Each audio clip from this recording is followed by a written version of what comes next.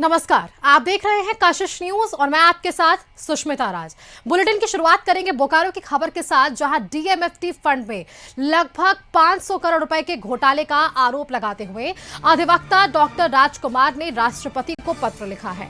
उन्होंने आरोप लगाया है कि विभिन्न योजनाओं में बाजार दर से कई गुना अधिक कीमतों पर सामानों की खरीदी गई है और सबसे बड़ा मामला हाई मास्ट लाइट से खरीदा गया है, जिसमें बोकारो की एकमात्र एजेंसी डिलीजेंट सर्विसेज को 187 जगहों पर लाइट लगाने के लिए 18.75 करोड़ का भुगतान किया गया, जबकि बाजार मूल्य के अनुसार यह काम अधिकतम 5.09 करोड़ में हो सकता था। आरोप है कि करीब 13.66 करोड़ रुपए का घोटाला किया गया और इसके अलावा बिना अधिकार के 5 करोड़ से अधिक की योजनाओं को भी स्वीकृत कर लिया गया। यह घोटाला तत्कालीन डीसी विजय यादव के कार्यकाल में हुआ। स्थानीय लोगों और जैनामोड़ चैम्बर ने भी भ्रष्टाचार के आरोप लगाए हैं। कहा है कि कई जगहों पर अब तक कार्य भी शुरू नहीं हुआ है। मामले की जांच उन्होंने केंद्रीय एजेंसी से कराने की भी मांग रखी है। देखेंगे कि जरीडीह प्रखंड परिसर प्रखंड कार्यालय के आसपास लगभग 9-10 लाइट लगा है, जो कि इस लाइट का और इस पैसे का दुरुपयोग किया गया है। और विश्वस्त सूत्रों से जो पता चला है कुछ मुखियाओं के द्वारा कि एक लाइट का कीमत लगभग 9-9.5 लाख रुपया है, और जबकि इसका मूल्य ओरिजिनल मूल्य इसका 3-3.5 लाख रुपया है। और इस प्रकार से लाखों करोड़ रुपया का घोटाला है, जिसका कि हम केंद्र सरकार से और राज्य सरकार से हम मांग करेंगे कि जो बोकारो जिले में जो डीएमएफटी फंड का जो बड़े पर जो घोटाला किया गया है, इसकी जांच ईडी या सीबीआई के। चलिए, इसी खबर पर बोकारो आपको सीधे लिए चलते हैं। संवाददाता संजीव वहां से हमारे साथ जुड़ रहे हैं। संजीव, अधिवक्ता हैं डॉक्टर राजकुमार, उनकी तरफ से डीएमएफटी फंड में लगभग 500 करोड़ रुपए का घोटाला का आरोप है। कई तरह से उन्होंने उदाहरण देके बताए हैं कि जो मास्ट लाइट्स है उसकी कीमत क्या हो सकती है, कितने रुपए खर्च हो सकते हैं, कितने रुपए खर्च किए गए, और एक बड़ा गड़बड़ झाला बताते हुए नजर आए हैं यहाँ पर। और इस नाम पर सीधे राष्ट्रपति को एक जो है मांग पत्र भी सौंप दिया गया है। देखिए, निश्चित तौर पे जिस तरह से डॉक्टर राजकुमार जो अधिवक्ता है, उन्होंने आरटीआई के माध्यम से कागजातें मंगाई थी और कागजात आने के बाद लगभग 500 करोड़ का जो है घोटाला हुआ है।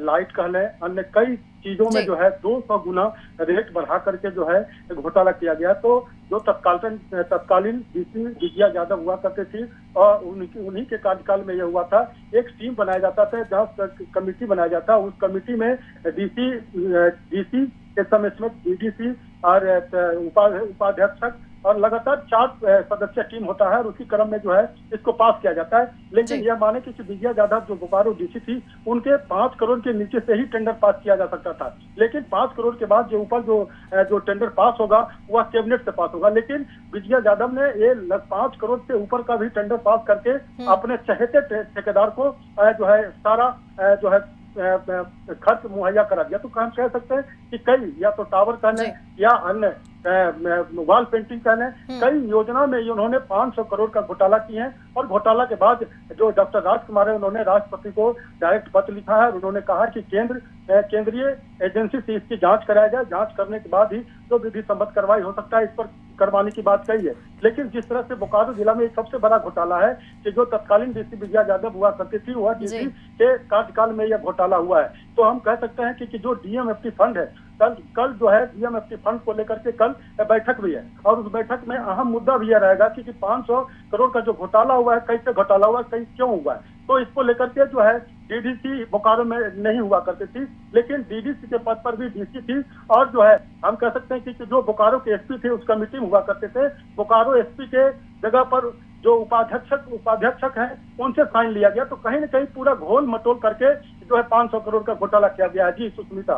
संजीव, बिल्कुल, देखिए आपने भी कई सारे नाम लिए हैं और जब हम बयान सुन रहे थे तो उस वक्त भी अधिवक्ता डॉक्टर राजकुमार की तरफ से कई लोगों के नाम दिए गए। जाहिर तौर पर ये स्पष्ट है संजीव, अगर ये 500 करोड़ का घोटाला है तो इस घोटाले में कई सवाल या निशान खड़े होंगे, कई लोगों पर जांच की आंच पहुंचने वाली है। अगर ऐसे में हम बात करें तो तत्कालीन डीसी विजय यादव तक के नाम सामने आ रहे हैं। उन्होंने क्या पद का दुरुपयोग किया, क्या इसमें और भी ऐसी कंपनियां कंपनियां शामिल हैं जो इससे पहले इस तरह से घोटाले में शामिल रहे हैं, जिससे सीधा हम कह सकते हैं कि क्या ऐसे वो बड़े लोग सफेद पोश जो इस पूरे गोरख धंधे में शामिल हैं? संजीव, मैं बताऊं कि इसमें सफेद जो पोस्ट हैं, जो नेता हैं, उनका कहीं मिली भगत नहीं है। जो विजया यादव तत्कालीन डीसी हुआ करती थी, वह जो कमेटी होता है, कमेटी के अंतर्गत जो है फैसला लिया जाता है। वह कमेटी के अंतर्गत जो है 5 करोड़ के नीचे से ही जो पेमेंट किया जाता है। लेकिन कई योजना में हम कह सकते हैं कि जो वॉल पेंटिंग जो स्कूल के अंदर में हुआ है, वह 16 करोड़ रुपए के जो है पेंटिंग के नाम पर उनको अपने शहर के ठेकेदार को पेमेंट किया गया है। और एक दिन में 35 करोड़ की जो है पेमेंट की गई है। तो हम कह सकते हैं कि जो विजया यादव है, मन चाहा ठेकेदार को दे करके जो है पास करके ठेकेदार को अपने लेकर के कमीशन लेकर के उन्होंने अपने चहेते ठेकेदार को दिया। तो हम सफेद पोस्ट को अगर हम इसमें शामिल करें तो ये कहना लाजमी नहीं होगा कि सफेद पोस्ट जब अधिकारी ही जब तो संजीव, अगर उन लोगों की संलिप्तता नहीं है तो सीधे इसमें तो हम कह सकते हैं कि सरकार को ही नुकसान हो रहा है। सरकार के ही अधिकारी हैं डीसी, और उन पर ही अगर ये गंभीर आरोप लग रहे हैं और इतना बड़ा गड़बड़झाला हो रहा है तो कहीं ना कहीं नुकसान तो राज्य सरकार को ही हो रहा है। निश्चित तौर पे राज्य सरकार को इसको जो है जांच करना चाहिए। इस मामले को अपने संज्ञान में लेकर के मुख्यमंत्री को इसको जांच करना चाहिए और जांचों के खिलाफ जो विधि सम्मत कार्रवाई हो सकता है इसको करवाना चाहिए, क्योंकि जो ये बड़ा घोटाला है और इस घोटाले को यदि जांच नहीं होता है तो अंधेर नगरी चौपट राजा हम ही कह सकते हैं। जी संजीव, एक आखिरी सवाल, अधिवक्ता डॉक्टर राजकुमार की तरफ से ये बहुत ही बड़ा मामला सामने आया है। अब इस पूरे मामले को लेकर उन्होंने राष्ट्रपति तक को भी पत्र लिखा है। आगे उनकी क्या कुछ होने वाले हैं, स्टेप्स क्या लेने वाले हैं, वो क्या आगे काम करने वाले हैं? क्योंकि अकेले अगर वो इस तरह से मुद्दों को लेकर आगे बढ़ रहे हैं, क्या उनके साथ और भी ऐसे लोग हैं जो इस विषय पर खुलकर सामने बोलने को तैयार है? देखिए, निश्चित तौर पर जो RTI एक्टिव है, जैना मोड़ के जो जैना मोड़ से भी जो है टावर लगाया गया, उन्होंने भी जो कहा है कि हमने कई बार पत्र लिखा है और इसकी जांच की मांग की है, लेकिन जो है जांच नहीं हो पा रहा है। तो राजकुमार के साथ धीरे धीरे कई लोग जो है शामिल हो रहे हैं कि इसकी जांच की मांग कर रहे हैं। तो हम कह सकते हैं कि जिस तरह से डॉक्टर राजकुमार ने हिम्मत किया, बोकारो जिला में हिम्मत करके इस मामले को उठाने का कोशिश किया और राष्ट्रपति तक जो है आवेदन दे करके जांच करने की मांग किया है, तो कहीं ना कहीं राष्ट्रपति के पास अब आवेदन पत्र जाता है और उसके बाद राष्ट्रपति इस पत्र पर क्या निर्णय लेते हैं और क्या जांच का आदेश देते हैं, ये तो देखने वाली बात होगी। जी सुष्मिता। बिल्कुल संजीव, चलिए आप खबर पर नजर बनाकर रखिएगा। अपडेट्स हम लगातार आपसे लेंगे। धन्यवाद फिलहाल के लिए आपका हमारे साथ जुड़ने के लिए।